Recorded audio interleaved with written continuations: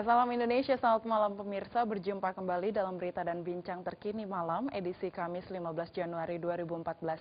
Serangkaian berita telah kami siapkan, diantaranya 15 orang tewas akibat banjir bandang di Manado, Sulawesi Utara, dan KPK menetapkan Sekjen Kementerian SDM Waryono Karno sebagai tersangka kasus dugaan suap di SKK Migas.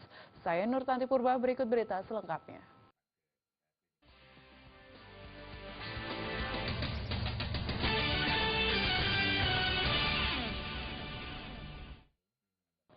Ya, pemirsa, pasca banjir bandang melanda kota Manado, Sulawesi Utara, sebagian besar jalan protokol yang tergenang air, Kamis pagi giliran digenangi lumpur setinggi 20 cm. Sejumlah perkantoran termasuk kantor wali kota dan fasilitas umum yang tertutup lumpur tersebut mulai dibersihkan. Selain itu, mobil-mobil yang hanyut masih terlihat di pinggiran jalan. Pasca banjir bandang yang menutupi 8 kecamatan di kota Manado membuat sebagian besar ruas jalan protokol, seperti Jalan Sudirman, Jalan Samratulangi, Jalan Marta Dinata, dan Jalan Tikala dipenuhi lumpur setinggi 20 cm. Walaupun lumpur yang cukup tinggi, mobil dan motor tetap melintas karena jalan tersebut merupakan akses utama warga untuk bepergian ke pusat kota. Lumpur setinggi 20 cm juga terlihat di sekitar kantor wali kota Manado. Selain itu, beberapa mobil dinas dan pribadi yang tergenang saat diparkir maupun yang terbawa arus air belum dievakuasi pemiliknya. Bahkan beberapa mobil ada yang masuk ke dalam selokan dengan posisi terbalik. Di Bank Mandiri di Jalan Sudirman terlihat pegawai membersihkan lumpur dengan menggunakan peralatan seadanya.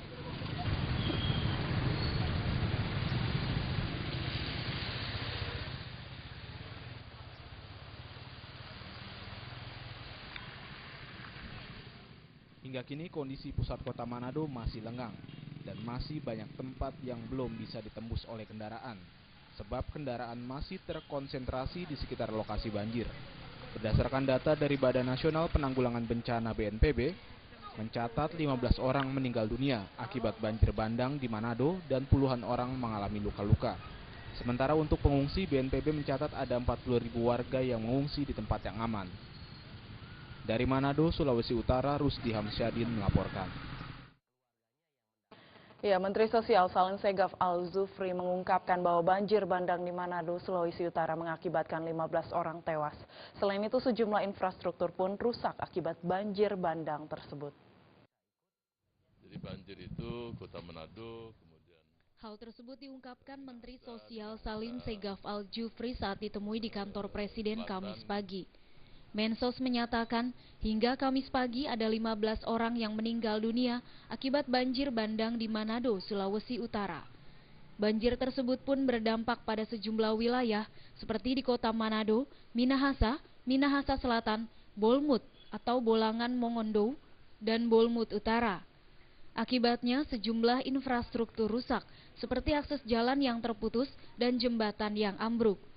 Menurut Mensos, pihaknya telah menyiapkan kebutuhan pangan yang mendasar bagi para korban banjir bandang di Manado, berupa makanan instan dan beras.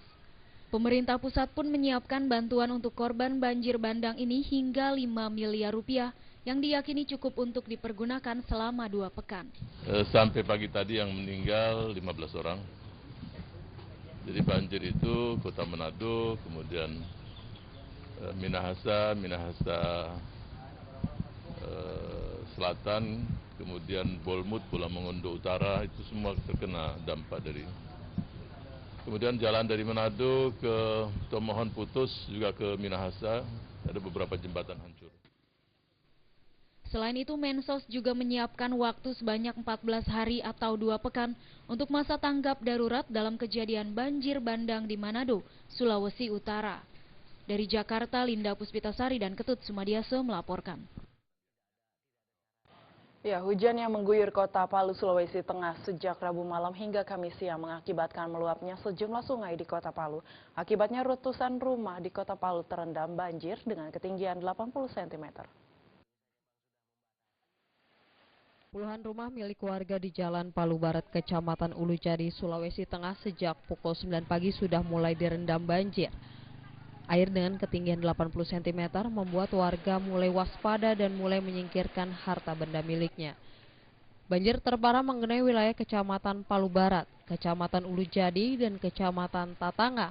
Di wilayah Palu Barat, banjir menggenangi rumah-rumah warga di Kelurahan Kampung Lere, Kampung Baru, dan Kabonena. Sementara di Kecamatan Ulujadi, banjir merendam rumah-rumah warga di Kelurahan Silae. Sedangkan Kecamatan Tatanga, luapan air sungai Palupi meluber hingga merendam rumah dan jalan raya di Kelurahan Palupi, Tatanga, dan Nunu. Jam berapa? Dari jam 9. Jam 9 tiba-tiba langsung Iya, langsung air bah datang. Berapa rumah di sini? Ini 175 KKI. 105 kakak. Masuk kelurahan apa ini? Kelurahan Kabonena, Kecamatan Ulujadi. Untuk mengantisipasi makin meluapnya air dari drainase dan sejumlah warga terpaksa membongkar beberapa tembok penghalang jalan. Hal itu dilakukan agar air hujan tidak tertampung dan mengakibatkan air banjir semakin tinggi. Sementara itu, Wali Kota Palu yang sempat meninjau langsung di beberapa lokasi banjir menyatakan pihaknya akan segera menurunkan alat berat untuk membongkar beberapa drainase yang tersumbat. Selain itu, pihak pemerintah Kota Palu juga akan mengevakuasi sejumlah warga yang parah kena dampak banjir. Rendam. Ada upaya dari pemerintah kota sendiri sekarang? Kita kan sekarang ambil alat untuk bagaimana supaya air itu bisa jalan normal, itu aja. Ini Bu, air dari mana nih Pak Wali? Nah, ini air dari dia tuh hujannya 2 hari 2 malam. Sedangkan 3 jam saja kita banjir, apalagi 2 hari 2 malam ini hujan. Badan Meteorologi, Klimatologi, dan Geofisika Kota Palu menyatakan intensitas hujan masih relatif tinggi hingga beberapa hari ke depan. Dari Palu, Sulawesi Tengah, Rahman Takdir melaporkan. Ya, tidak hanya di sejumlah daerah di Jakarta, banjir juga masih merendami ratusan rumah di Kampung Pulau, Jakarta Timur yang berada tepatnya di bantaran Sungai Ciliwung. Meski banjir masih menggenangi rumah warga, sebagian besar warga memilih kembali ke rumah untuk melakukan aktivitas. Banjir yang melanda ibu kota Jakarta sejak Senin kemarin di sejumlah wilayah kini berangsur surut. Di kawasan Kampung Pulau, Jakarta Timur ini misalnya, di hari keempat kawasan yang memang menjadi langganan banjir ini sudah tidak terlihat lagi tenda-tenda pengungsian warga yang terpasang di ruas Jalan Jatinegara. Sebagian besar warga Kampung Pulau, Jakarta Timur pun sudah meninggalkan lokasi pengungsian dan kembali ke rumahnya. Namun kondisi tersebut tidak semua dirasakan oleh warga Kampung Pulau, Jakarta Timur. Seperti yang dialami 117 kepala keluarga di RT 3 dan 4, RW 3 yang rumahnya masih terendam banjir. Rumah di 2 RT ini masih terendam karena lokasinya yang tepat berada di bantaran Kali Ciliwung masih tergenang air mencapai 100 cm.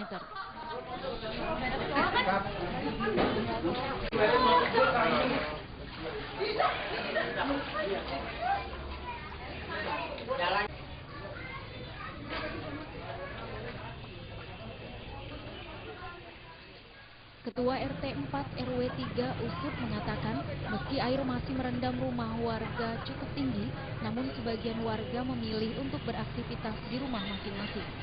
Sementara itu logistik seperti makanan dan obat-obatan yang dibutuhkan warga hingga saat ini sudah mencukupi, kecuali air bersih yang dibutuhkan warga untuk minum dan ada masih pulang sebagian, ada yang masih ada mengungsi juga. Alhamdulillah untuk ini ya cukuplah untuk warga kami. Alhamdulillah, iya. Nah, mungkin air bersih doang nih yang belum ada ini. Soalnya air masih tergenang sekitar 100 kurang lebih 100 cm.